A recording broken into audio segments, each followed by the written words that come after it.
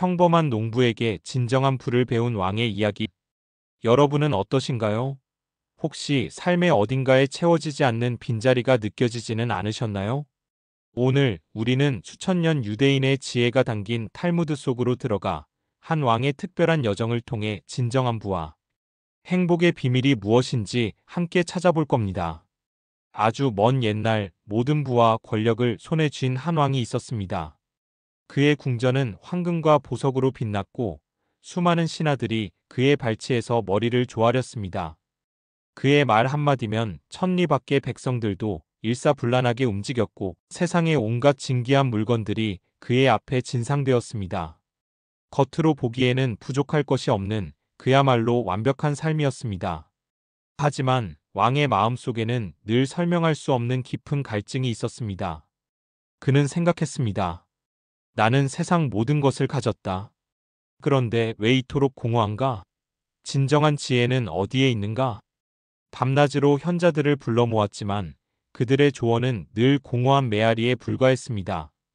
왕은 이미 세상의 모든 지식을 습득했다고 자만했던 것입니다. 그는 스스로를 세상에서 가장 불행한 왕이라고 생각했습니다. 진정한 지혜는 궁전 안에 갇혀서는 얻을 수 없다. 내가 직접 찾아 나서야 한다. 왕은 모든 것을 버리고 홀로 길을 떠나기로 결심합니다. 그의 목적은 단 하나, 삶의 진정한 의미와 지혜를 찾아내는 것이었습니다. 첫 번째 만남, 땅과 성취의 가치를 아는 농부. 왕은 궁을 떠나 끝없이 펼쳐진 평야를 가로질렀습니다. 처음 보는 풍경들이었습니다. 뜨거운 햇볕 아래 땀 흘리며 쟁기질하는 농부들, 흙먼지를 뒤집어 쓴 채 거친 손으로 수확물을 옮기는 사람들.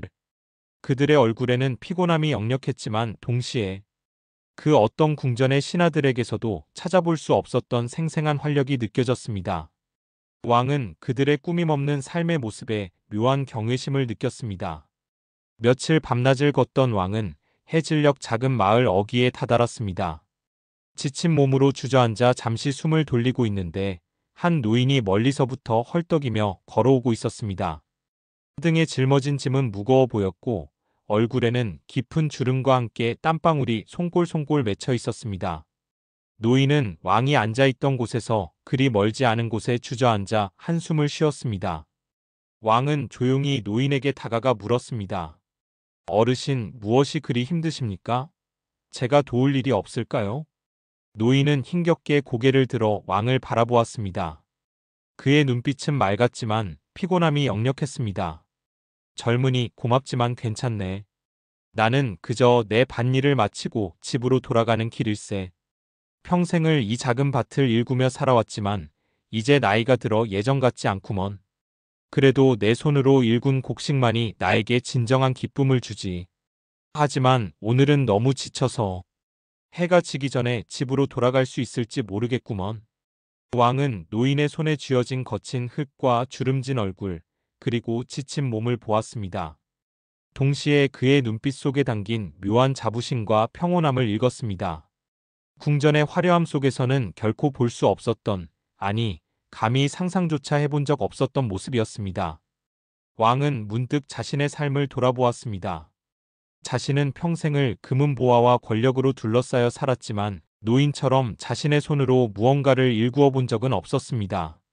모든 것이 남들에 의해 주어지고 준비된 삶이었죠. 그저 손가락 하나 까딱하면 모든 것이 해결되는 삶. 과연 그것이 행복이었을까요? 아니, 과연 그것이 진정한 삶이었을까요? 왕은 다시 노인에게 물었습니다. 그의 목소리에는 이제 호기심을 넘어선 진심 어린 갈구가 담겨 있었습니다. 어르신, 저는 궁전에서 수많은 현자들과 대화하며 살아왔습니다. 그들은 저에게 재물과 권력이 가장 큰 행복이라고 가르쳤죠. 하지만 어르신은 이토록 힘든 삶 속에서도 무엇 때문에 기쁨을 느끼십니까? 제 눈에는 어르신이 저보다 훨씬 더 행복해 보이십니다. 노인은 왕의 솔직한 고백에 희미하게 웃으며 대답했습니다. 그의 목소리에는 수많은 삶의 연륜이 담겨 있었습니다. 젊은이, 세상에는 두 종류의 가치가 있네. 하나는 쉽게 얻고 쉽게 잃는 것들. 돈이나 명예 같은 것이지. 그것들은 바람처럼 왔다가 사라지곤 해. 마치 내 손안에 쥐고 있던 모래알처럼 말이야. 아무리 꽉 쥐어도 결국 손가락 사이로 빠져나가고 말지. 우리는 그것을 쫓느라 평생을 허비하곤 한다네. 권력은 한순간의 환상이고 재물은 죽음 앞에 아무런 의미가 없지. 노인은 잠시 말을 멈추고 먼 산을 응시했습니다. 그의 시선은 수평선 너머 어딘가를 향하고 있는 듯 했습니다. 다른 하나는 힘들게 얻지만 결코 사라지지 않는 것들. 바로 자신의 노력으로 일궈낸 성취와 남에게 베푼 선행 같은 것이네. 내가 힘들게 밭을 갈아 얻은 한 톨의 미랄이 궁전의 산더미 같은 보석보다 더 값지다고 느끼는 것은 바로 그 때문이지. 그 한 톨의 미랄에는 내 땀과 노력이 고스란히 담겨 있어. 그것은 누구도 빼앗아갈 수 없는 나만의 자부심이지. 그리고 그 미랄을 이웃과 나눌 때 얻는 기쁨은 세상 어떤 재물로도 살 수 없는 것이라네. 그것은 내 마음속에 영원히 남아 추운 겨울을 따뜻하게 지새울 불씨가 되어준다네. 노인의 말은 왕의 가슴에 깊이 울려 퍼졌습니다. 그는 노인의 말에서 첫 번째 지혜를 얻었습니다. 진정한 가치는 겉으로 보이는 화려함이나 쉬이 얻을 수 있는 재물에 있지 않다는 것을요.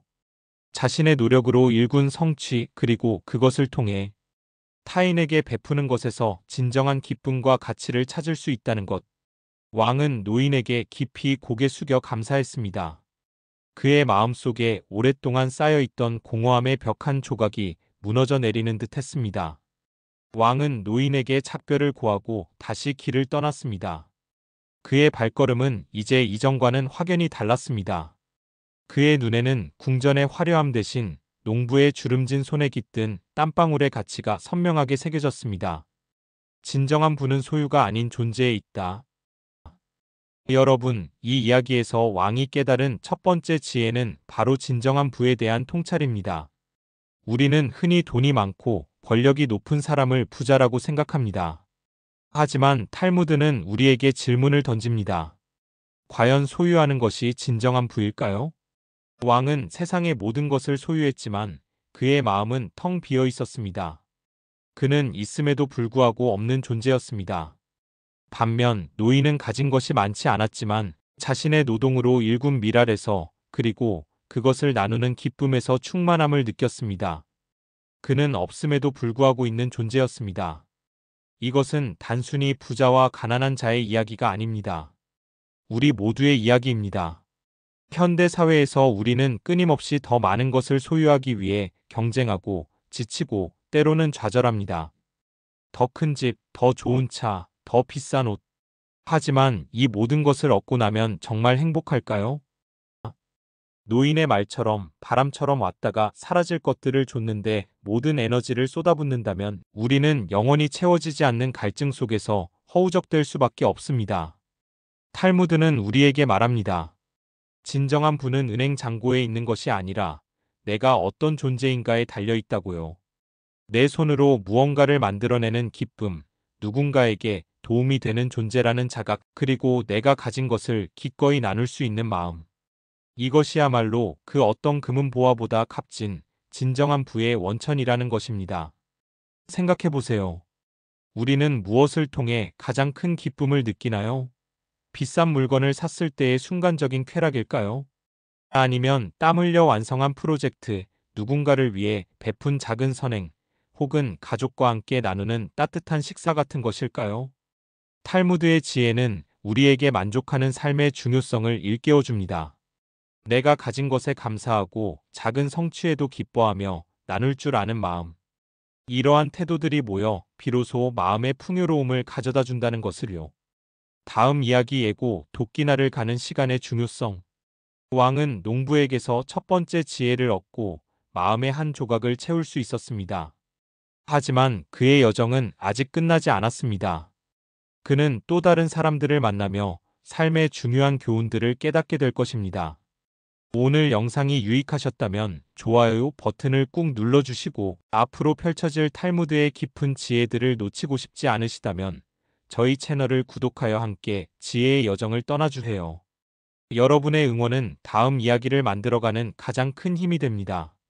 그럼 다음 영상에서 만나요.